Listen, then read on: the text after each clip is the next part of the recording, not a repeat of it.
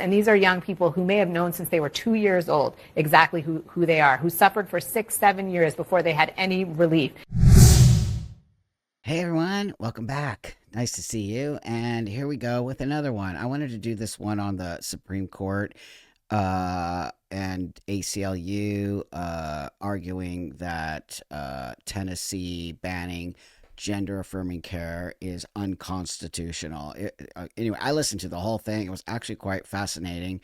And this guy's name is Chase Strangio, who's a trans man who is arguing in favor of childhood transitioning and calling it unconstitutional. But anyway, let's just get into this because there's some stuff to unpack here and talk about. So thanks again for joining me. I totally appreciate it and helping this channel grow. It's super awesome of you guys. So let's listen to this first. Here's Chase Strangio on CNN. Strangio, Chase, thanks so much for being here. Really appreciate it. So the case comes at a time when 26 states have passed laws restricting healthcare treatments for transgender youth, according to a CNN analysis of data from the nonprofit think tank Movement Advancement Project. So how do you plan to argue before the U.S. Supreme Court in a case that could have wide-ranging implications beyond the state of Tennessee? Well, thank you for having me, Jake. And obviously, this is a critical inflection point for transgender people across the country. We're coming off of an election season where transgender people played an outside role in people's consciousness in terms of the way in which we were situated as a threat to others. And when we look at the map of states that ban this type of evidence-based healthcare, we went from 0 states that had these bans in 2020 to now more than half the country. So before the court tomorrow, do you all remember where the LA Children's Hospital Dr. Olson did a study that was not released? Do you remember that? A $10 million government-funded study because she didn't want to release it because they didn't like the outcome, which shows that puberty blockers do not help the long-term outcome of these kids. So right there off the bat, Chase is totally making stuff up. The question is really a simple one as I see it. This is a law that bans medical treatment only when it is prescribed inconsistent with an individual's sex. Our argument is that treats people differently. That's actually not true. That's the other thing that they're arguing. They're arguing that it's inconsistent with the person's sex. That's not true. It's a blanket ban. It's a blanket ban on girls and boys. It's not a ban just for girls or just for boys. They're trying to use it as sex discrimination. It's not. That's not an argument. It's not sex discrimination. Okay. They're not basing the stopping of these hormones on just girls getting it or just boys. It's boys and girls. So right there's a flaw in their argument. Because of their sex, and therefore the court has to treat it like all other forms of sex discrimination, and that's why it's unconstitutional. No. So attorneys representing the state of Tennessee told the U.S. Supreme Court, quote, if the government's theory holds, men who identify as women could claim constitutionally based access to women's bathrooms, women's locker rooms, and women's sports. Accepting that theory would perversely erode women's rights and jeopardize landmark statutes protecting women's equal access to schools, winners' podiums, and beyond. What's your response to that? Well, I obviously disagree with that premise that allowing transgender women into women's sports or women's bathroom is a threat to women, but it is also not the question before the. You know what blows my mind? This person is a biological female, and they're just throwing women under the bus. Of course it's a threat to women. We've already been showing you all that, but it's so funny how people just want to see what they want to see. Already, all of his arguments, I can totally show you that they're not true. That's 100% a threat, and we have actually been showing you that the minute a trans woman enters a woman's race, she always wins.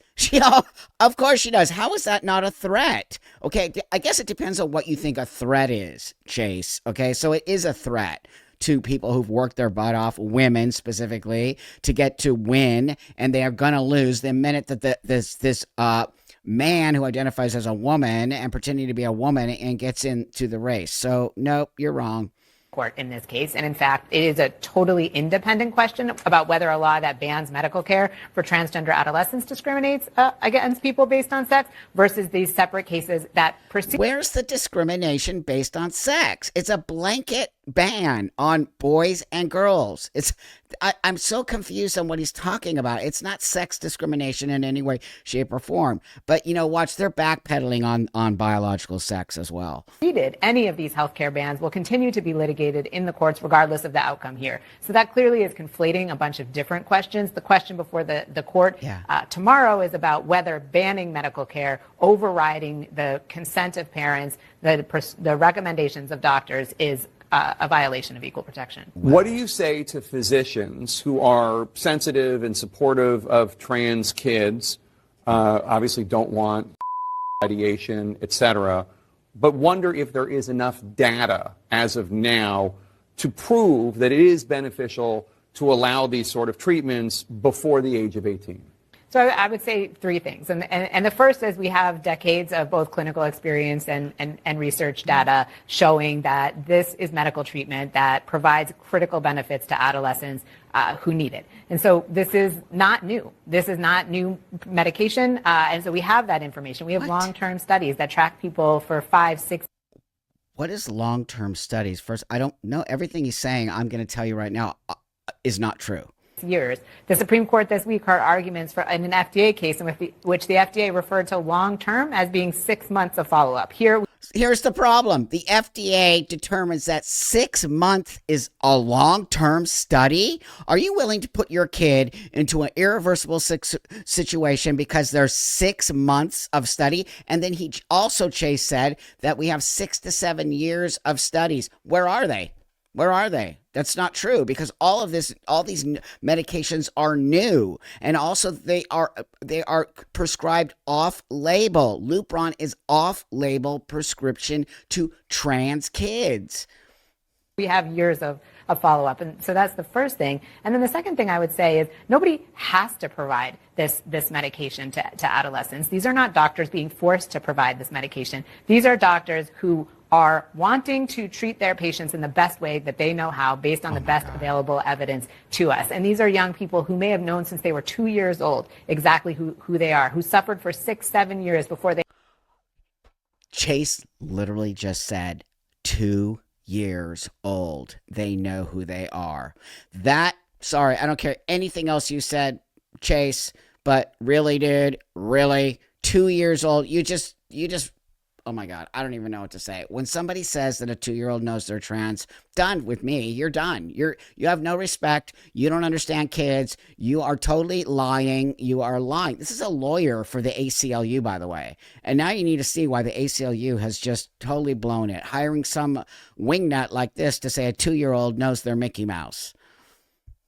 They had any relief. And what's happening here, it's not the kids who are consenting to this treatment, it's the parents who are consenting to the treatment. And as a parent, I would say when our children are suffering, we are suffering. And these are parents who love their children, who are listening to the... No one's saying these parents don't love their children, but you're giving them the wrong message, okay? And when your children suffers, you suffer. What? Wait a minute here. When your children is saying they're trans, you need to figure that out by going to a lot of different doctors, getting different opinions, not just some wingnut affirmation therapist who says, oh yeah, your child is 2 and knows that they're trans, and then here, let's give them a shot to make sure that they are not functioning properly for the rest of their life, because all we care about is that they're looking like a man or a woman. That's really basically what gender affirming care is for children, is making sure that their physical space looks like a man or a woman. What about the internal space with the medication that you're shoving in, that there is no long-term understanding of what this is going to do to a child? Wow, dude, really? Wow. Okay, so that just annoyed me, as you can tell. And so I want to bring up this next one here. The Supreme Court now deciding a major case about irreversible gender procedures in children. The Biden administration is fighting Tennessee's attorney general, who is overseeing that state's ban on these procedures. Justice Samuel Alito tore into the argument from transgender activists. On page 195 of the Cass report, it says, there is no evidence that gender affirmative treatments reduce. What I think that is referring to is there is no evidence in the studies that this treatment reduces completed. Are there individuals who are born male, assigned male at birth, who at one point identify as female, but then later come to identify as male, and likewise. There are such people. I agree with that. Oh, Justice. So you it's not admit it. an immutable characteristic, is it? Well, I think people's understanding of it shifts, but the evidence shows that there is at least a strong underlying basis. Social media influencer and activist Robbie Starbuck wrote, Justice Alito got their lawyer to admit that some natural-born women who later say they're men return later to admitting they're women. This is not an immutable characteristic by definition. Annihilation of their entire legal premise. Tennessee Attorney General Jonathan Skrmetti defended the law before the high court, arguing it is just unbelievable to me that they are. So first off, remember that whole trope of if you don't give your kid this gender affirming care, they're going to off themselves. They just admitted that that's not actually true. Just admitted it right there in court. That's not true. That's not true. And also, it's just so pathetic. And also admits that this is a biological space. You can't change your sex. And also, this whole identity, fluidity, all of it is crashing down. All of it's crashing down, and they have to admit it. Okay, so I found this last thing of these parents that were at this whole Senate thing, picketing out front, trans kids are kids. Blah. So these two people, they have a trans child. But this is the most important part of what they said, because they're just saying the same nonsense they all say about their trans kids. Okay, but this is the part that I find to be the most important. At what age do you think most trans kids determine that they're trans? Violet told us when she was 1.5. She's been telling us since Violet told us when she was 1.5. How? How did Violet tell you when she was 1.5? Mommy, I'm trans. How? I just really want to know what words came out of your child's mouth. That did the actual words "I'm trans" come out of a 1.5-year-old child? I'm gonna call BS on that one. But listen, she could speak. So she knew since birth. Wait, I got all. She knew since birth. That's it. I'm done with you people. I hope this is just out of control. What parent would say that? She knew since birth. I mean, that's it. I'm ending it on that because I just think my brain is about to explode, and I'm sure yours. So that's their argument. And they're backpedaling on so much stuff. And no, there isn't long term. And no, a 2-year-old doesn't know. And you sound insane.